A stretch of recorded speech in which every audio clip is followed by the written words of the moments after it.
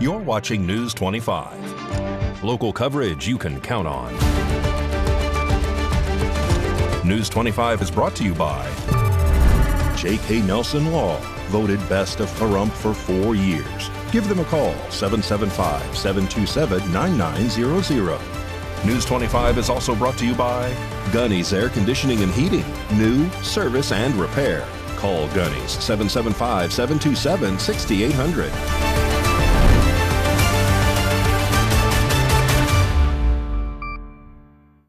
Hello and welcome to this edition of News 25. I'm Unette Gentry. Thanks for joining us on Ace Country Radio, and we're also streaming at KPVM.TV. We're also on your Roku devices. It is Tuesday, April 29th. In our top story, nearly 7,000 customers were left without power earlier today in a Las Vegas neighborhood, according to NV Energy. More than 6,700 customers were without power earlier today in a Las Vegas neighborhood, according to NV Energy. The utility company's website reported 6,705 customers were impacted by the outage in the area of Craig Road and Durango Drive. As of 12:50 p.m., NV Energy's website indicated there was about 7 total outages across the region. There were 2 major zip codes affected by these outages, and they are 89129 and 89149. While the exact cause of the outages has not been disclosed, a spokesperson for NV Energy said the outage is currently under investigation. It's that time of our day when we offer the latest in military coverage in our newscast relating to Southern Nevada. So our News 25 Las Vegas correspondent Maria Centers joins us now with an update from the U.S. Department of Veterans Affairs.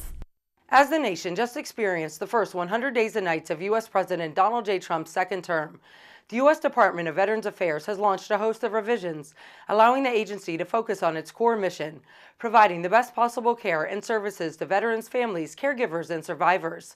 Here's a look at current Veterans Affairs across Southern Nevada and beyond. Here's the change we brought to the Department of Veterans Affairs in the first 100 days of the second Trump administration.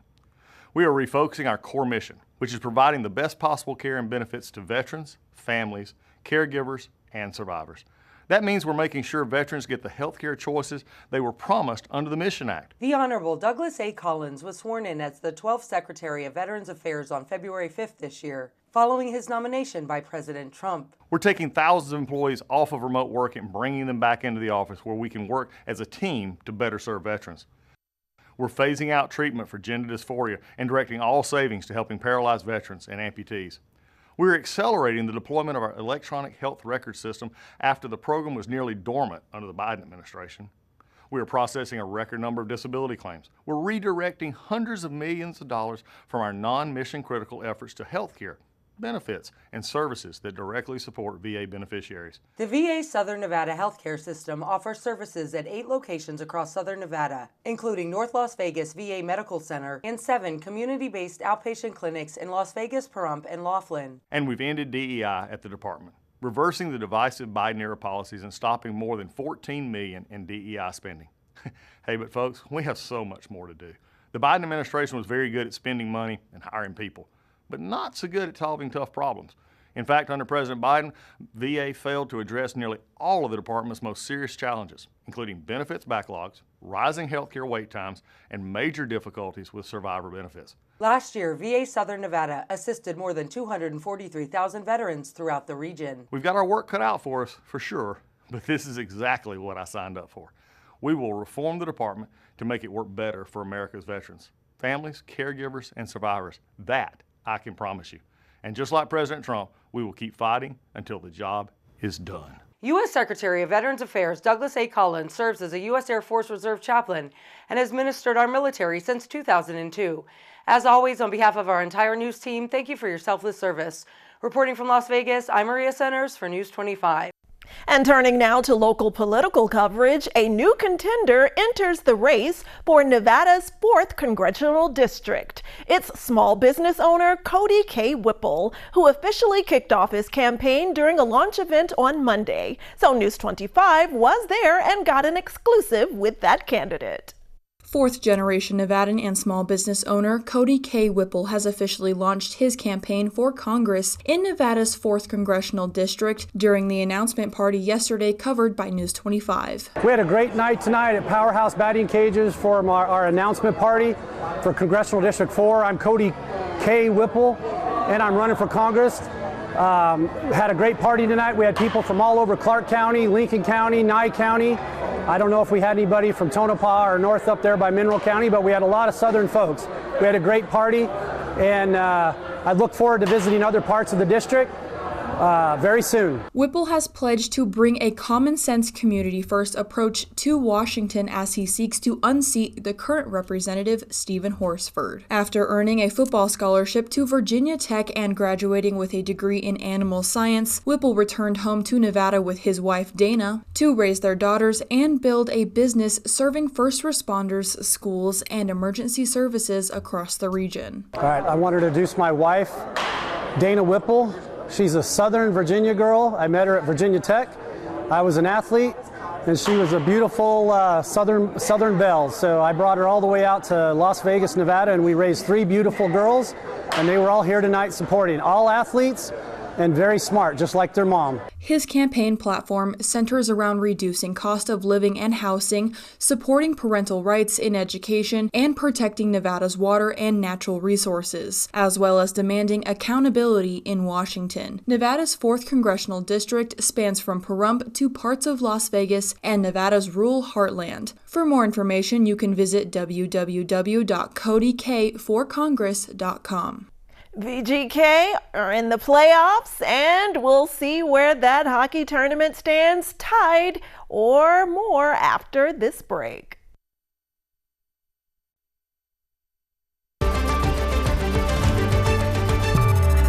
You're watching News 25. Local coverage you can count on.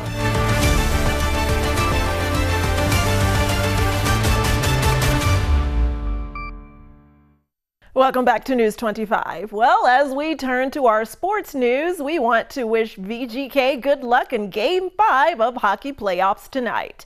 And Mikey Ruhan has that and much more right now in our sports report.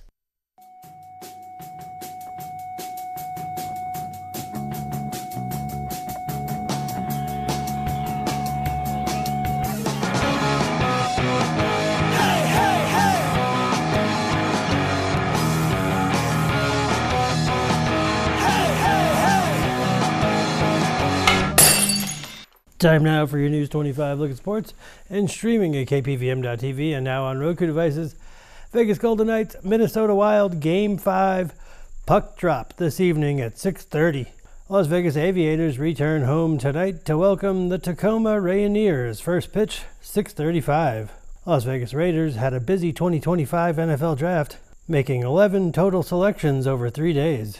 Here are the 11 players selected by the Raiders. Round 1, pick 6. Ashton Genty. Round 2, pick 58, Jack Bench. Round 3, pick 68, Darian Porter. Round 3, pick 98, Caleb Rogers. Round 3, pick 99, Charles Grant. Round 4, pick 108, Dante Thornton Jr. Round 4, pick 135, Tonka Hemingway. Round 6, pick 180, J.J. Pegues. Round 6, pick 213, Tommy Malote. Round 6, pick 215, Cam Miller. And round 7, pick 222, Cody Lindenberg. The Pahrump Valley Trojan Boys Golf Duel with Boulder City at Mountain Falls takes place April 30th at 12:30 p.m. And that's your look at sports on News 25. Thanks so much, Mikey.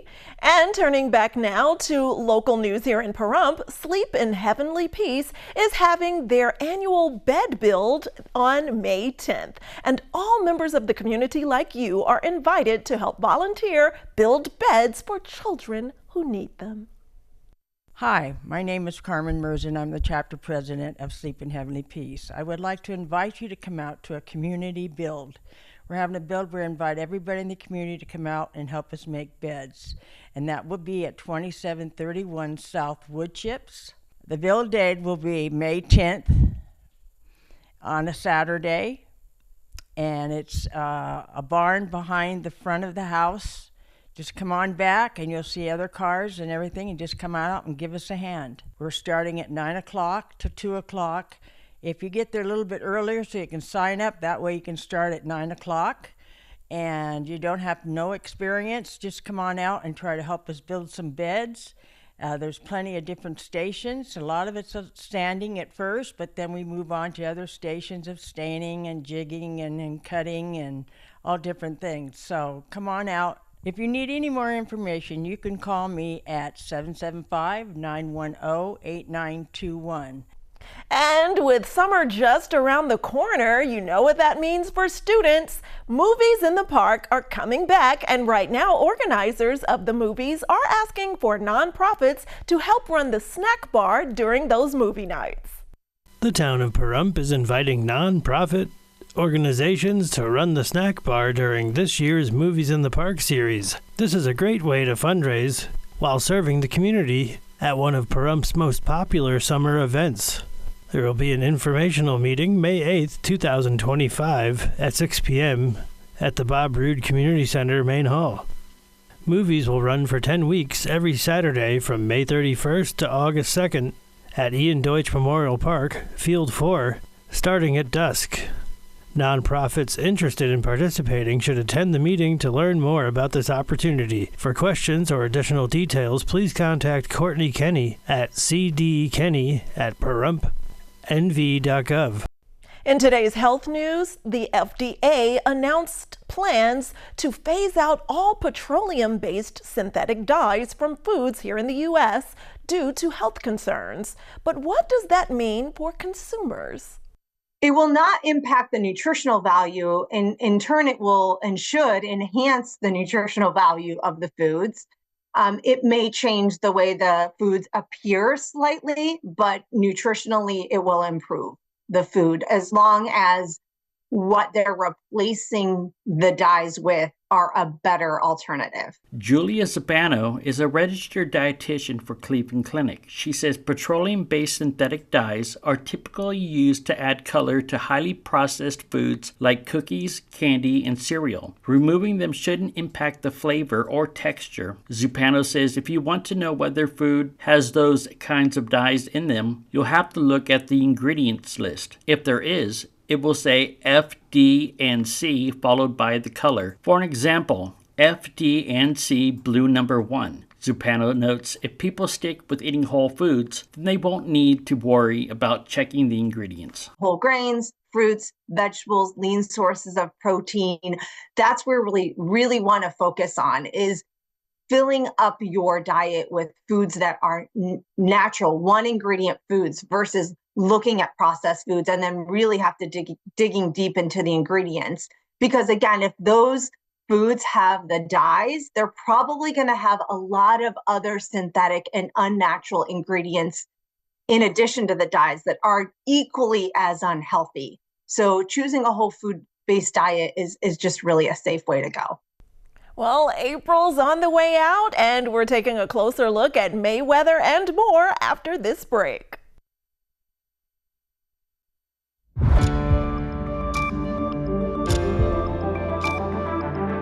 You're watching News 25. Local coverage you can count on. News 25 is brought to you by Mountain West Lawyer, Injury Attorneys, 727-9500. Welcome back. Well, do you ever wonder how your electricity gets back on during an outage? Valley Electric Association is here to share those steps that get your power restored. This segment of News 25 is brought to you by Valley Electric and its family of companies focused on serving our members. We're better together.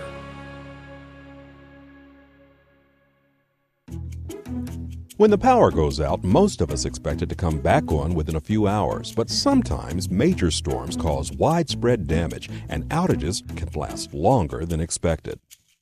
The good news is that your electric co-op's line crews work long, hard hours to restore service safely to the greatest number of members. That's you in the shortest time possible. Ever wonder how they do it? Well, there are 4 steps to restoring power that we should all know about, especially when we find ourselves in the dark. Step 1. Repair high-voltage transmission lines. Transmission towers and lines supply power to thousands of members. They rarely fall, but when they do, they must be repaired first before other parts of the system can operate. Step 2. Inspect distribution substation.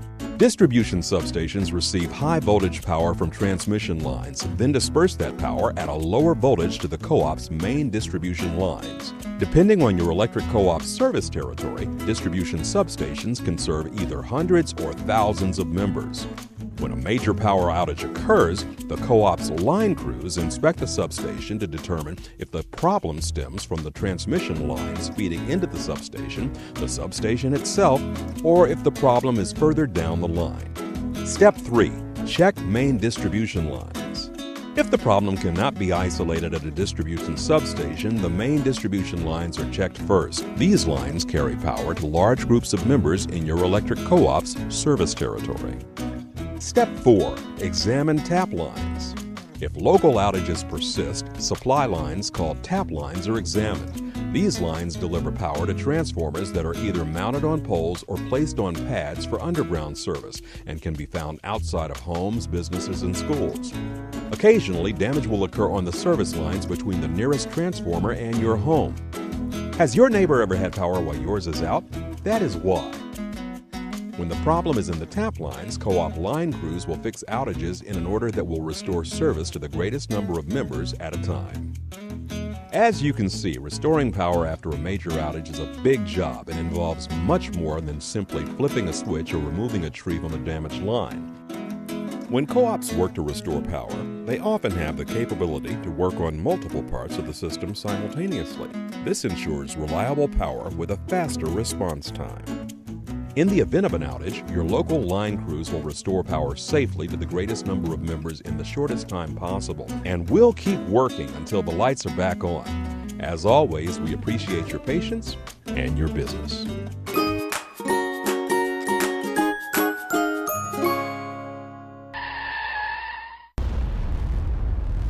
News 25 WeatherCam is brought to you by Lerner and Rowe Injury Attorney's Office in Pahrump. In a wreck, need a check? Call 702-877-1500. Well, let's take one of our last looks of April through our Lerner and Rowe weather cam, and it is a beautiful day in the desert. We have some scattered clouds, but mild temperatures. We'll see where they top out in the 80s or higher after this break.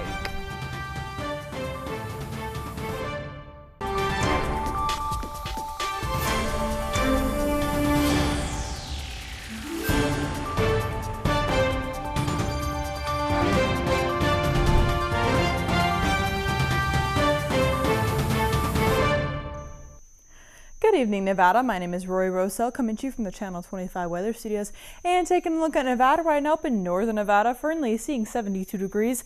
Fallon is seeing 73. Carson City is also at 72. Tonopah is seeing 66 degrees. Goldfield at 68. Beatty's at 79. Amargosa is at 84. Las Vegas is at 81 and Death Valley is at 94 degrees. But here in the beautiful paradise of Pahrump, it is currently 79 degrees with sunny skies today. The high was 82. Wind blowing west-northwest at 11 miles per hour. Humidity 13% today. And the sun rose this morning at 5:52 and is setting tonight at 7:30 p.m. The humidity raises up to 22% and the wind continues to blow southeast at 7 miles per hour. The low tonight is going to be 57 degrees. Let's take a look at that 7-day forecast. Tomorrow we are not seeing any sun at 83 degrees, but the sun comes back on Thursday at 82 degrees, 85 on Friday, 80 degrees on Saturday, but with 19 mile per hour wind speeds. Then we drop all the way down to 65 on Sunday, and then back up to 74 on Monday, but no clouds. And once again, the sun does come back next Tuesday at 78 degrees, but it looks like there is going to be a few days just with no sun. Back to the desk, here's UNET. Thanks so much, Rory, and we're looking forward to what these weather forecasts will bring in May. Well, that does it for this edition of News 25. I'm UNET Gentry, and from all of us here at KPVM and A's Country Radio, thanks so much for tuning in, and we'll see you on the air next newscast. Good night.